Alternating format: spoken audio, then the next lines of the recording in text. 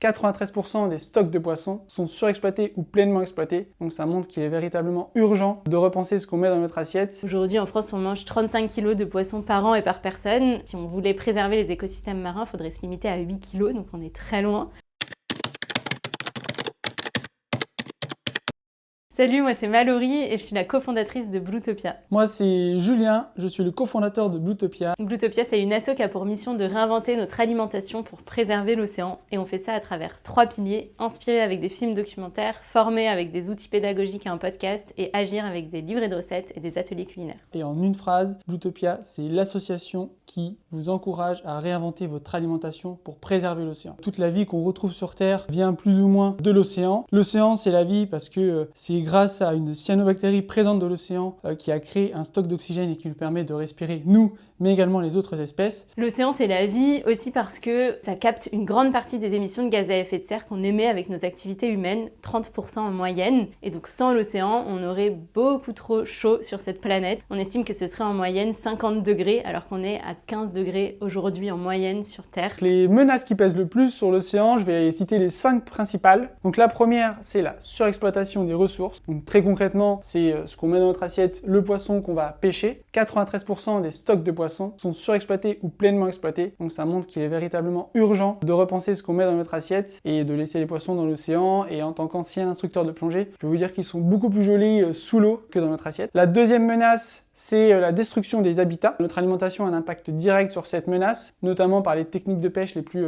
destructrices, notamment le chalutage de fond, qui va venir racler le plancher océanique et faire un carnage, tout simplement. La troisième menace, c'est le changement climatique. J'espère celles de ceux qui regardent cette vidéo ont tous entendu au moins une fois le changement climatique. Et donc là, on est sur une trajectoire de plus 3,1 degrés, ce qui est chaud, sans jeu de mots, on adore. La quatrième menace, c'est les pollutions diverses. Donc il y a la pollution plastique, mais également la pollution chimique, notamment avec tous les pesticides, les intrants chimiques qu'on va épandre sur nos terres. Et étant donné que tout est connecté sur cette planète via le cycle de l'eau, ce qu'on met sur les champs va finir tôt ou tard dans l'océan et ça participe au déséquilibre des écosystèmes marins. Et la dernière menace, la cinquième, les espèces invasives, qui est plus ou moins liée à toutes les autres menaces. Et donc on voit que ces 5 menaces sont quand même très liées à ce qu'on met dans notre assiette. Ce qu'on met dans notre assiette, ça a un impact sur l'océan pour plein de raisons. Nous, chez Bluetopia, on traite 4 chapitres dans notre campagne de l'assiette à l'océan. Le chapitre sur la pêche. Aujourd'hui, en France, on mange 35 kg de poissons par an et par personne. Si on voulait préserver les écosystèmes marins, il faudrait se limiter à 8 kg, donc on est très loin. Pour la viande, c'est un peu la même chose. C'est le deuxième chapitre qu'on traite avec l'élevage.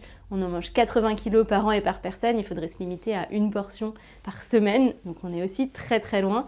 Ça va émettre beaucoup de gaz à effet de serre, notamment avec le méthane des bovins quand on mange de la viande rouge. Le troisième chapitre qu'on traite, c'est les intrants chimiques, parce qu'en fait, ce qu'on va mettre sur des champs avec le cycle de l'eau, ça va impacter l'océan, qui est l'ultime réceptacle de toutes les contaminations. On retrouve des pesticides aujourd'hui dans les fosses les plus profondes de l'océan, notamment dans la fosse des Mariannes. Et ensuite, le dernier chapitre qu'on va traiter chez Bluetopia, c'est le transport de marchandises, parce que quand on consomme des produits alimentaires qui viennent de très loin, ça passe en grande partie sur des bateaux via le transport maritime, et ça a un impact à la fois l'empreinte carbone, mais c'est pas le plus important, il y a aussi tout ce qui est pollution, collision avec les mammifères marins, pollution sonore, qui est une pollution invisible et dont on parle très peu, mais qui va avoir un impact sur tous les mammifères qui ont des sonars et qui servent du son pour se déplacer, pour trouver leur proie, pour se protéger, et d'autres types de pollution, notamment quand on perd des conteneurs en mer et tout ce qu'il y a à l'intérieur qui va venir polluer l'océan. Comment faire pour réduire l'impact de notre alimentation? C'est un énorme sujet et donc je vais essayer de répondre très brièvement. Nous chez Bluetopia, on a 3 piliers phares. C'est végétaliser son alimentation, privilégier des aliments sans intrants, donc à minima en agriculture biologique, mais il y a des labels qui sont beaucoup plus ambitieux. Et le troisième pilier auquel on croit beaucoup, c'est une alimentation de proximité. Et ce qu'on entend par proximité, c'est au-delà de la distance entre vous,